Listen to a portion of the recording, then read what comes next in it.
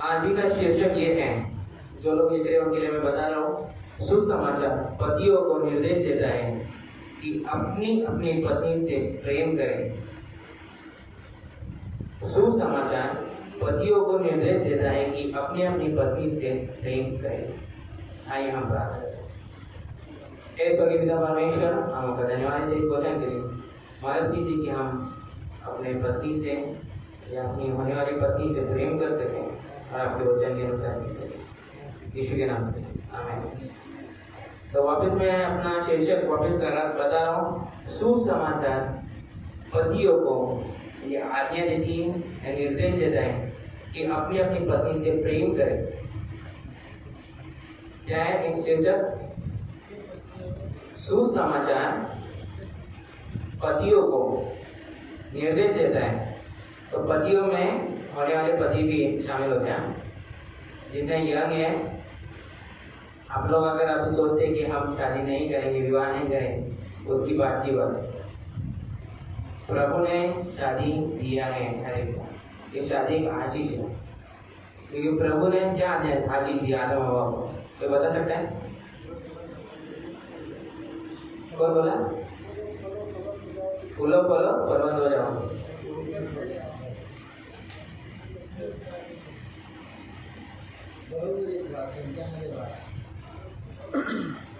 फूलो फलो फलवंत हो जाओ, संख्या में बढ़ जाओ। तो फूलेंगे फलेंगे कैसे? जोर से बोले। शादी करेंगे तब फूलेंगे। शादी करेंगे तब फूलेंगे फलेंगे। इसलिए शादी क्या है? परमेश्वर की ओर से आशीष है। बाइबल हर पतियों को आज्ञा देती है कि अपनी अपनी पत्नी से प्रेम करें। बहुत कठिन है, क्योंकि जब हम देखते हैं कि अपनी पत्नी अपने साथ कभी हमारी बातों को नहीं सुनती, अपनी आज्ञा नहीं मानती, तो हम देखते कि दूसरी की पत्नी कैसी आज्ञा पालन करती, पर अपनी पत्नी आज्ञा पालन नहीं करती, तो हमको अच्छा नहीं लगता। पर परमेश्वर का आदेश है कि तुम अपनी अपनी पत्नी से प्रेम करो। तो आइए हम देखते हैं। तो पहले ही याद रखना कि सुसमाचार पतियों को क्यों निर्देश दे रहा है? कि परमेश्वर ने हमसे प्रेम किया।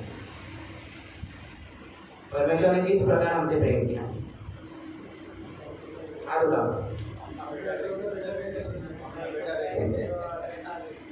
अपना एकलौता एक पुत्र देके उसने अपना प्यार हम पर प्रकट किया। विवाह एक संस्था के रूप में प्रभु ने बनाया है, एक इंस्टीट्यूट किया है। प्रभु ने एक विवाह को एक संस्था के रूप में बनाया है, जहाँ पति पत्नी आते हैं, वो कबूल करते कि हम प्रभु के सानिध्य में ये करार करते हैं कि प्रभु के सामने, प्रभु के लोगों के सामने हमें वाचा बांधे कि हम विवाहित हैं। हमें इसमें बनना, ये हमें संस्था जो है इसमें हम बन जाते हैं। जब एक पति पत्नी कवर्नेंट करती है, लाइक वाचा बनते हैं, तो उन लोग संस्था में बन जाते हैं।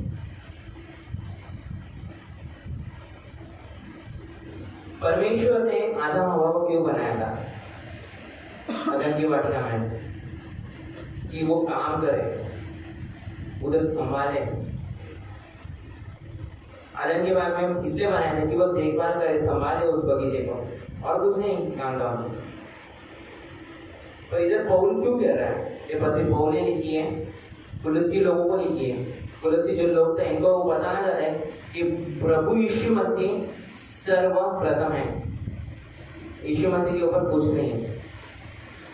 क्योंकि इन लोग जो लोग थे, इन लोग क्या कहते थे?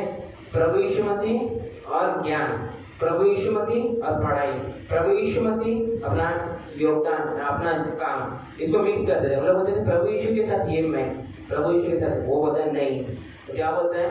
प्रभु यीशु मसीह सब कुछ है, तुम कुछ भी प्रभु के साथ ऐड मत करो।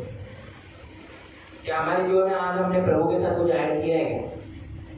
या प्रभु के साथ हम कुछ कर रहे हैं?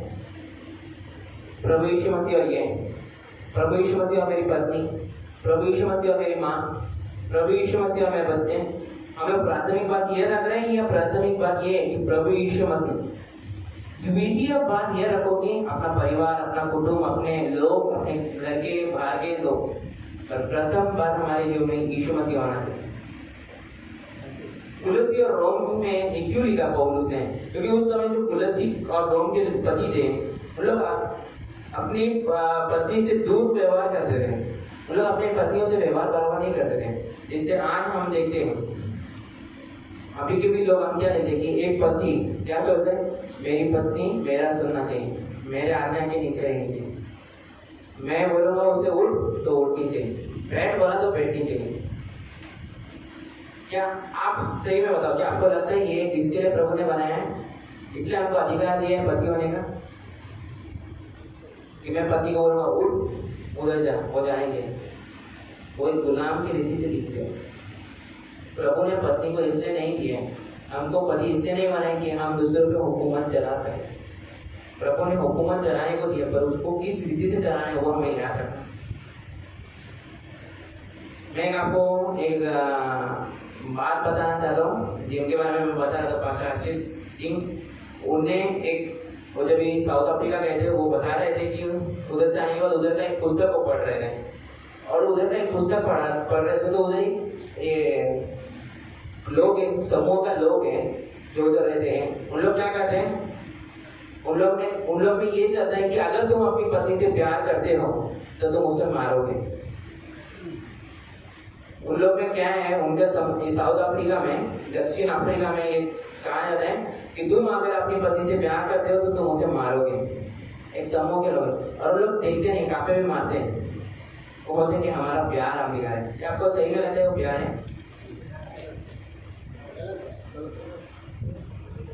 संतोष भाई, चुकीचं आहे का बरोबर आहे? तुम्ही जर आपलं प्रेम दाखवतात आहे तर तुम्ही कशा प्रकारे दाखवणार? मारून का? सिचुएशन में डिपेंड असतो ना, सिचुएशन कैसा, अभी पति कुछ गलत कर रही तो उसमें प्रेम करते हैं, उसको मार के मना कर सकते हैं। मारते क्यों? गलत कर रहे उसको रोकने के लिए मार सकते हैं। सिचुएशन पे डिपेंड करता है कि हम क्यों मार रहे हैं, प्रेम जताने का। ओके, अब उसके बारे में बात करेंगे बाद में। तो उधर के लोग ये कहते हैं कि अगर तुम अपनी पत्नी से प्यार करते हो तो तुम उसे कहीं पे भी मारोगे। समाज के लिए लोग, समाज में लोग बुरा नहीं मानते उधर, ये कुछ नहीं, ऑब्वियस है, ये एक मॉडर्न कल्चर बोलते हैं, मारा पीटा हो गया। पत्नी ने अपने पति के लिए एक संपत्ति के समान है, याद रखो। प्रभु ने जब हमको पत्नी दिया है तो एक संपत्ति के समान दिया है। कौन है आपकी पत्नी? कौन है आपके लिए? उत्तम पदार्थ, एक संपत्ति। आपको अगर किसी ने कोई गिफ्ट दिया तब उसे क्या करते हो? स्वीकार करते हो, उसे संभालते हो। तो वैसे ही आपको जो पत्नी दी गई है उसे स्वीकार और उसे संभालो। जो चाहे वो कर नहीं सकते आप उसके साथ। पति परमेश्वर, ये जो भारतीय लोगों में है कि हमारा पति हमारा परमेश्वर है, वो नहीं है भाई। क्या भारतीय लोग ने बनाया कि पति हमारा परमेश्वर है, पति के आज्ञाकारी हम रहेंगे। आज्ञाकारी रहो, पर पति जो आज्ञा बोल रहा है, अगर वो प्रभु से गलत बोल रहा है तो उसका मत सुनो। हम नए और प्रभु के लोग हैं। प्रभु ने हमें पहले होकर हमसे प्रेम किया। क्या आप जानते हैं कि आप क्या सोचते हैं कि आपने पहले प्रभु से प्यार किया? God love first to us. देवाने आपल्यावर पहिली प्रीती केली। आपण देवावर पहिली प्रीती नाही दाखवली, देवाने आपली प्रीती पहिले आपल्यावर केली आहे। दाखवून कशी दाखवली? त्याने आपला प्राण दिला। हमारे अंदर प्रेम कहाँ से आएगा? प्रेम का जो स्रोत है, प्रेम का जो उद्गम है, वो कौन है? प्रभु यीशु मसीह। वो परमेश्वर से ही आते हैं। हम लोग पढ़ सकते पहला यूहन्ना की पत्री 4 उसका 7 से 9 में।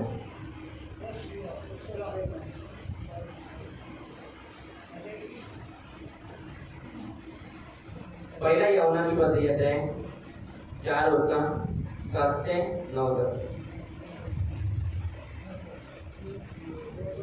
जगीश पढ़ जोर से। हम आपस में प्रेम रखें क्योंकि प्रेम परमेश्वर से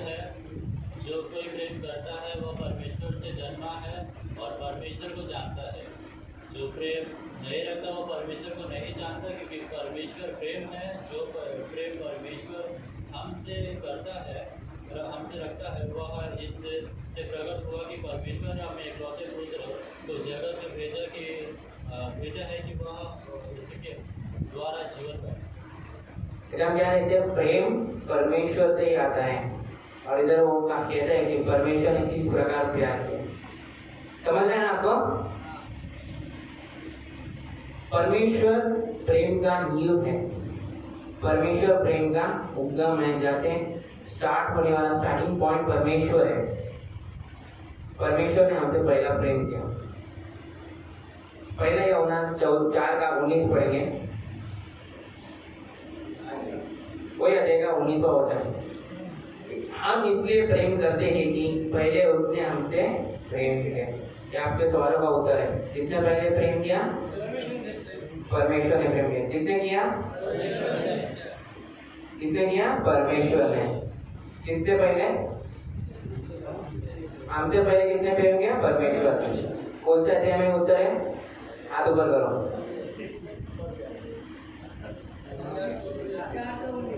4:19। अच्छा, सब लोगों ने दिए, इसके मार्क्स नहीं किसको। तो परमेश्वर ने हमसे प्रेम किया और किस प्रकार किया? यूहन्ना 3:16 का वचन कोई बता सकता है? कोई भी? आप प्रेम भाई बताइए। उसने ऐसा प्रेम किया कि अपना इकलौता पुत्र हम सबको। कैसे प्रेम किया उसने? अपना इकलौता पुत्र हमारे लिए दिया। और आगे, परमेश्वर ने जगत से ऐसा प्रेम किया कि उसने अपना इकलौता पुत्र दे दिया, ताकि जो कोई वो नाश ना हो परंतु अनंत जीवन। परमेश्वर ने अपना इकलौता पुत्र दिया। क्यों दिया? क्योंकि हम नाश है परंतु अपूर्व अनंत जीवन पाए। आगे हम देखते हैं गलतियों का पतिया दे दो उसका 20 में। गलतियों की पतिया दे दो उसका 20। हम क्या देखते हो? मैं मसीह के साथ क्रूस पर चढ़ाया गया हूँ। अब मैं जीवित न रहा और मसीह मुझ में जीवित है। और मैं शरीर में अब जो जीवित हो तो केवल उस विश्वास से जीवित हो जो परमेश्वर के पुत्र पर है, जिसने मुझसे प्रेम किया और मेरे लिए अपने आप को क्या किया? किसके लिए दिया? हमारे लिए उसने अपने आप को दे दिया। परमेश्वर के पुत्र ने हमसे ऐसा प्रेम किया इस प्रकार कि उसने अपना बलिदान हमारे लिए दिया। तो हम हमें सुसमाचार मिला है, हम नए लोग हैं, इसलिए हम क्या करेंगे? प्रभु ने हमसे प्यार किया। हम कौन थे प्रभु के? विरोधी। दूसरा, हम प्रभु के कौन थे? विरोधी थे और शत्रु थे। आज हम हमारे शत्रु से प्यार करते हैं क्या? नहीं। पर प्रभु ने क्या किया? अपने शत्रु से। तो प्रभु की आज्ञा ये होती है कि उसके सुसमाचार पे जो हम विश्वास करते हैं, तो उसका सुसमाचार हमें अपने शत्रु से भी प्रेम करने को सिखाता है, अपने पड़ोसियों से प्रेम करने को सिखाता है, अपने कलीसिया के भाई बहनों से प्रेम करने को सिखाता है, अपने पतियों से, अपने पत्नी से प्रेम करने को सिखाता है। प्रेम जो विवाहित हैं उन्हें ये वचन ज्यादा याद रहना चाहिए कि परमेश्वर ने उनसे प्यार किया, इसलिए वो अपनी पत्नी से प्यार कर सकते हैं, क्योंकि उनको प्रभु ने अपना प्यार दिलाया। किस प्रकार दिखाया? इसलिए हम क्या देखें कि उस कलीसिया के लिए क्या किया उसने? उसे उसके लिए ऊपर अपना प्यार दिलाया। इसी 5 अध्याय निकालेंगे। इसी अध्याय 5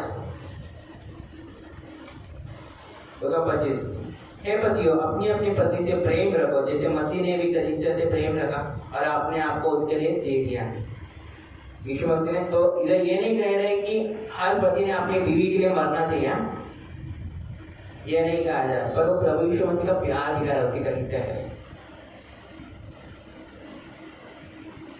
प्रत्येक पति जो कुलस्तियों से पौल बातें कर रहे हैं, वो हमें हर पतियों को ये कह रहा है कि अपनी पत्नी से प्रेम करें, चाहे वो कैसी भी हो। किसी और के बारे में विचार मत करो, कोई भी पराई स्त्री के लिए। जब आप विवाहित हो गए हो तो आपको मनाही है दूसरी स्त्री के बारे में विचार करने की। बहुत बड़ी बात है ना। प्रभु हम विवाहित लोगों से मन को जानता है, हम किस विचार से दूसरे के लिए विचार कर रहे हैं। एक बार आप एक बंधन में बंध गए हो, इसलिए कोई लोग कहते हैं विवाह के पहले कि अगर आप प्रिपेयर नहीं है, अगर आपको लगता है कि मैं विवाह नहीं करूँ तो रुको, समय लो, प्रभु से मदद मांगो कि आप आगे जाके ऐसे बंधन में बनने वाले हो जो प्रभु के सामने आप करार करके उसके लोगों के सामने करार कर रहे हो, और आप अगर नहीं कर पाए तो फिर आप फेल हो रहे हो। इसे शादी करना और प्रभु से करार करना ये बहुत बड़ी बात है।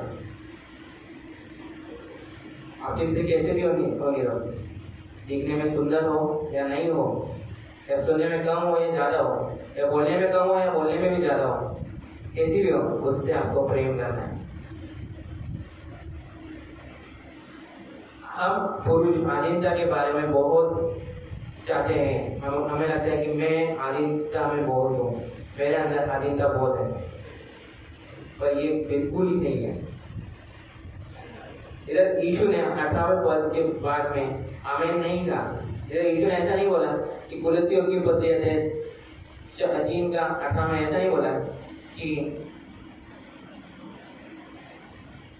3 का 18 में ऐसा नहीं कहा हे पतियों जैसे प्रभु में उचित है वैसा ही अपने अपने पति के अधीन रहो। इतना बोल के यीशु रुका नहीं, ऐसा नहीं बोला, खत्म हो गया। आगे क्या कहा, हे पतियों, पत्नियों से बातें हो गई, अभी पतियों से बात कर रहे हैं। प्रभु चाहता है कि हम या जो पति है या होने वाले पति हैं उन लोग परमेश्वर के वचन के अनुसार चाहिए। जो बड़ा रिस्पॉन्सिबिलिटी है कि वो पुरुष को दिया गया है, क्योंकि परमेश्वर जानता है कि पुरुष वो रिस्पॉन्सिबिलिटी उठा सकता है। प्रेम ये भावना नहीं है, भावना में केवल भरोसा नहीं करेंगे, वाचा के निवेदन करेंगे, क्योंकि आप जो भावना का मतलब क्या है कि भावनाएं ये निकलती और चली जाती, कायम वही ठहरने वाली टाइप की नहीं थी। और जो प्रेम आपका ठहरना चाहिए, कुछ लोग प्रेम को भावनाओं का प्रतीक देते हैं, वो गलत है। सुसमाचार का प्राथमिक होना चाहिए आपके जीवन में। सकारात्मक रीति से प्यार करो, नकारात्मक रीति से कटु व्यवहार मत करो। ये 2 बातें। हम सकारात्मक रीति से पत्नियों से प्यार करना चाहिए, नकारात्मक रीति से कटु व्यवहार नहीं करना चाहिए। कटु व्यवहार मतलब क्या, उसको अपना गुलाम समझना, ये गलत है। हम लोग उसके वचन में 19वां वचन के इसमें क्या पढ़ते हैं, और उसे कठोरता से न करो। अपनी पत्नी से प्रेम करो, उससे कठोरता न करो।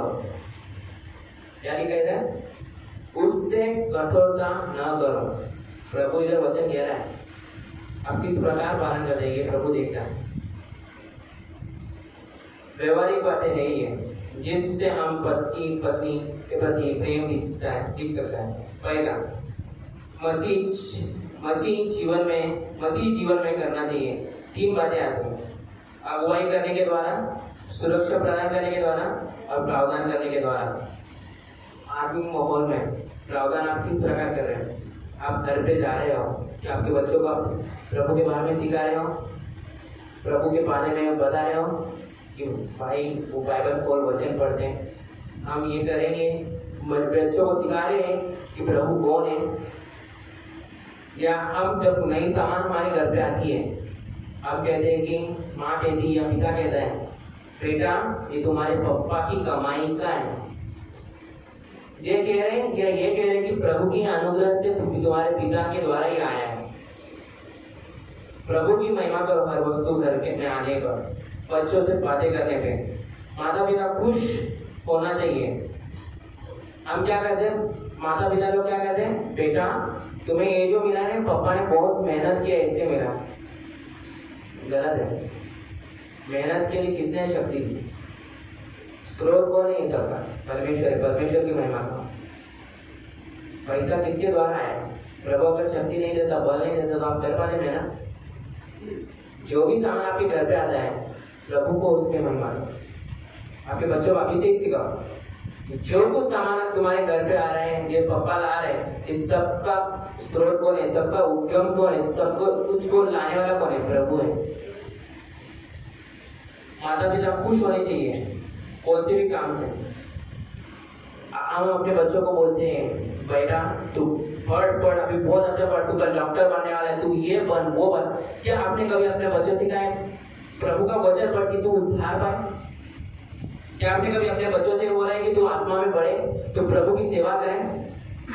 और मैं आपको एक बात बताता हूँ, आपका बेटा चाहे डॉक्टर हो, चाहे इंजीनियर हो, या चाहे कुछ भी हो जाए, चाहे जज हो जाए, चाहे लॉयर हो जाए, उसके द्वारा भी वो सेवा कर सकता है प्रभु की।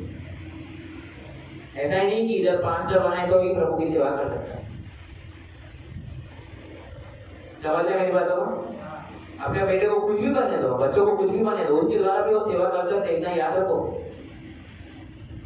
परमेश्वर उसकी सेवा के लिए किसको भी इस्तेमाल कर सकते हैं, चाहे वो लॉयर हो चाहे कैसा हो, उसके भी द्वारा वो अपने सुसमाचार प्रचार कर सकता है। ये हर विश्वासियों का कर्तव्य है कि सुसमाचार बताने का। आप आपके बच्चों को बोलते हैं कि आप किसके पीछे चल रहे हैं, और उसको बताएं कि हम यीशु मसीह के पीछे चल रहे हैं। क्यों चल रहे हैं? अगर नहीं है तो बताओ। यीशु आपसे प्यार करता है और वो आपको मदद करता है कि उसके साथ विश्वास करके रहने में। आपके बच्चे आपको प्रभु की ओर से मिले, आपके बच्चों को आपको सिखाना है कि उद्धार क्या है, प्रभु का वचन क्या है, प्रभु कौन है। अगर आप प्रभु से प्यार कर रहे हो तो सुसमाचार आपको मदद करेगा कि आपकी पत्नी से आप प्यार कर सकते हो। अभी मैं यूथ लोगों से कहना चाहता हूँ, जो यंग है, मैं भी यंग हूँ, ऐसी पत्नी को ढूंढो जो परमेश्वर के वचन के अनुसार चले। हमें आज इस मॉडर्न जमाने में जीते समय कष्ट है, दुख है कि हमें ऐसी बीवी चाहिए, एक मॉडल चाहिए। वो मॉडल मिलने में जाने पे अगर हम परमेश्वर के वचन से ठुकरा के जा रहे हैं तो हमारा जीवन विनाश की ओर है। हम क्या सोचते हैं, बहुत कलीसिया में लोग आते सोचते हैं ना कि एक आत्मा ला रहे हैं। अरे भाई तो आत्मा लाए मतलब कुछ फायदा नहीं होता। तो पहले परमेश्वर का वचन तोड़ के आत्मा लाने का कुछ मतलब नहीं है। तो परमेश्वर के लिए सेवा कर रहे पर एक आज्ञा को तोड़ रहे तो क्या मतलब है उसका? प्रभु का वचन क्या कहता है? अगर तुम एक भी आज्ञा तोड़ रहे तो पापी गिने जाओगे। तुम क्या कर रहे हो? एक आज्ञा तोड़ रहे हो तो तुम्हारी सब आज्ञाओं का टूटना जैसा हुआ। लोग क्या कहते हैं, अरे भाई हम लोग अविश्वास से शादी करेंगे, अरे प्रभु के लिए एक आत्मा ला रहा है। अरे ला रहे हैं भाई, तू तो एक आज्ञा तोड़ रहा है ना प्रभु से, मूर्ति पूजा कर रहा है, शादी कर रहा है अविश्वास से जो प्रभु ने मना किए। प्रभु अपने लोगों से प्यार करता है, विश्वासी से शादी करना है आपको, अविश्वासी से नहीं। आपकी गर्लफ्रेंड होने के बाद आपकी रिलेशनशिप में हो गया आपका, उससे कोई मतलब नहीं। अगर वो विश्वासी नहीं है तो आप नाश के दरवाजे पे हो। आप कितने भी इधर टाइम पे आओ चर्च में या टाइम पे मत आओ, कुछ फायदा नहीं है। आपका रिलेशनशिप अगर एक अविश्वासी से है या आप आपका फ्यूचर एक अविश्वासी के साथ देख रहे हैं तो आपका जीवन नाश की ओर है, क्योंकि आप परमेश्वर की आज्ञा को तोड़ तोड़ कर अपने आप को विनाश की ओर ले जा रहे हो। आप बोलोगे कि मैं बहुत धर्मी हूँ, मैं बहुत ये हूँ, पर आप परमेश्वर की आज्ञा को तोड़ रहे हैं। आप अपनी शक्ति से कुछ नहीं कर सकते। प्रभु अपने लोगों को मदद करता है सुसमाचार के द्वारा कि वो अपनी अपनी पत्नी से प्रेम कर सके। बहुत लोगों को नींद आ रही क्योंकि पत्नियों का विषय निकला है ना, खाना भी हो गया ना। प्रभु आपको इस वचन से आशीष करें।